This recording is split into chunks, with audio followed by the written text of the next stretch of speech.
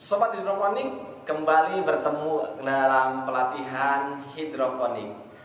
Masih dengan jargon kita yang menjadi ciri khas bertani asik dengan metode hidroponik. Sobat hidroponik semua, bagaimana kabarnya? Semoga kita selalu diberikan kesehatan dimanapun kita berada. Sobat hidroponik, pada pertemuan kali ini kita akan membahas salah satu tantangan dalam dunia budidaya tanaman, yakni tantangan menghadapi hama. Dan hama yang akan kita bahas adalah hama ulat serta belalang. Kita akan membahas dan kita akan mendiskusikan seperti apa sih hama belalang dan ulat, kemudian ciri khasnya, dan ciri-ciri tanaman yang terkena hama ulat dan belalang, serta langkah-langkah pencegahan serta langkah-langkah penanganan apabila terjadi serangan dari hama tersebut. Nah, pastinya sobat hidroponik sudah tahu ya apa itu ulat, apa itu belalang.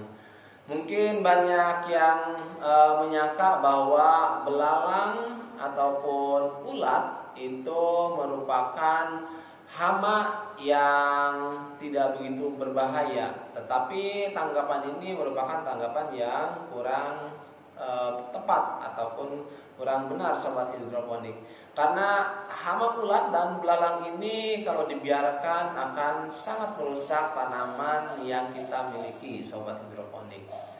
Nah, untuk belalang dan hama ulat, memang keduanya merupakan jenis hama yang begitu rakus, menghabiskan bagian daun terutama, dan bisa juga bagian batang, ya batang muda terutama.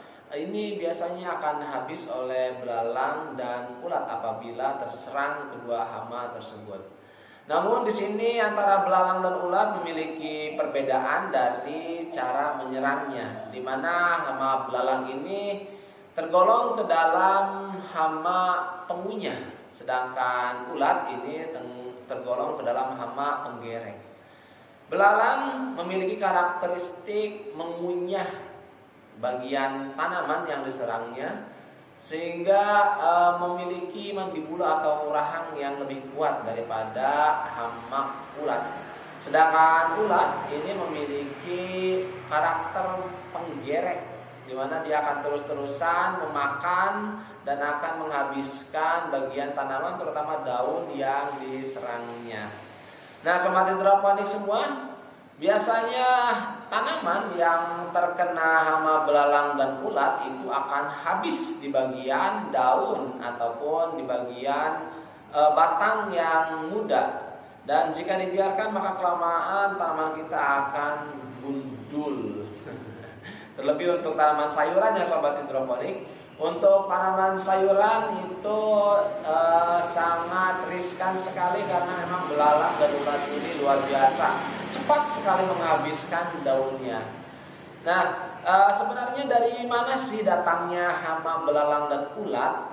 Biasanya untuk belalang sendiri ini datang dari lingkungan sekitar sobat hidroponik. Terlebih kalau hidroponik yang kita kembangkan ini berada di area terbuka tanpa dilindungi oleh greenhouse ataupun dilindungi oleh paranet sobat hidroponik semua. Nah, maka hama belalang ini akan datang kemudian menghabiskan bagian-bagian tanaman, terutama di bagian daun. Dan sedangkan ulat, biasanya ulat ini banyak sekali datang karena dibawa oleh kupu-kupu terutama. Mungkin kupu-kupu kita anggap sebagai binatang yang bagus datang, kemudian kita biarkan, tapi ternyata kadang kupu-kupu itu bertelur dan akhirnya telurnya itu yang akan menjadi ulat dan menghabiskan tanaman kita. So, harus hati-hati sobat hidroponik.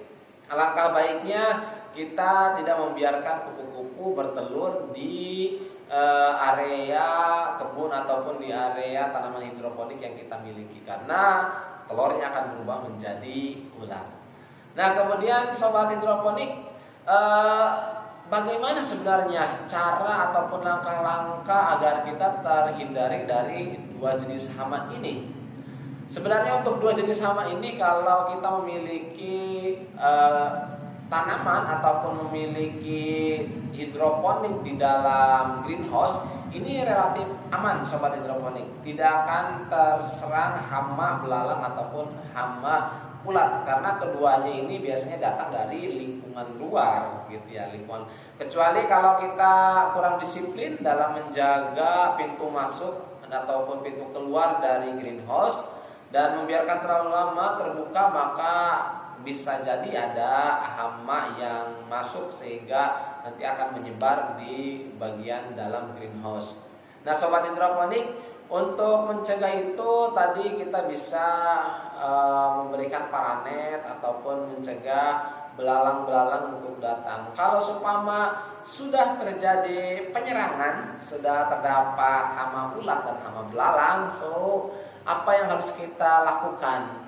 Ya, untuk hama belalang dan hama ulat ketika masih dalam jumlah sedikit, ini masih bisa kita tangani dengan cara kita tangkap saja sobat hidroponik. Kita tangkap, kemudian bisa kita jadikan pakan burung atau bisa kita berikan ke hewan yang kita pelihara, ataupun bisa kita eksekusi ya sobat hidroponik. Ya, yang penting tidak kembali lagi ke tumbuhan yang kita budidayakan. Karena belalang dan ulat ini relatif besar dan bisa kita tangkap sobat hidroponik. Namun jika belalang tersebut dalam intensitas banyak dan bisa diprediksikan balik lagi artinya tanah belalang dan ulat lain menyerang dalam jumlah banyak, ya maka penanganannya harus kita tangani dengan memberikan obat insektisida sobat hidroponik. Nah, untuk obat insektisida bisa kita gunakan yang organik ataupun bisa juga yang kimiawi. Untuk dua jenis insektisida tadi bisa kita buat ataupun bisa kita dapatkan juga banyak di toko-toko pertanian, terutama untuk jenis belalang dan jenis ulat itu sudah banyak sekali beredar. Tinggal kita sesuaikan dengan takarannya. Nah, itu mungkin sobat hidroponik untuk hama ulat dan belalang, karena hamanya juga sudah umum, kemudian bisa kita tangkap, maka bisa ditangkap ketika jumlahnya masih sedikit, dan ketika sudah melebihi jumlah ataupun jumlahnya terlalu banyak, maka bisa kita tangani dengan cara penyemprotan insektisida. Intinya kita harus tetap menjaga, meskipun itu ulat atau belalang harus kita hindari ataupun harus kita tangani secepatnya. Sobat hidroponik, terima kasih untuk pertemuan kali ini, semoga bermanfaat dan tentunya tetap semangat mengikuti pelatihan hidroponik kali ini. Salam bertani asik dengan metode hidroponik.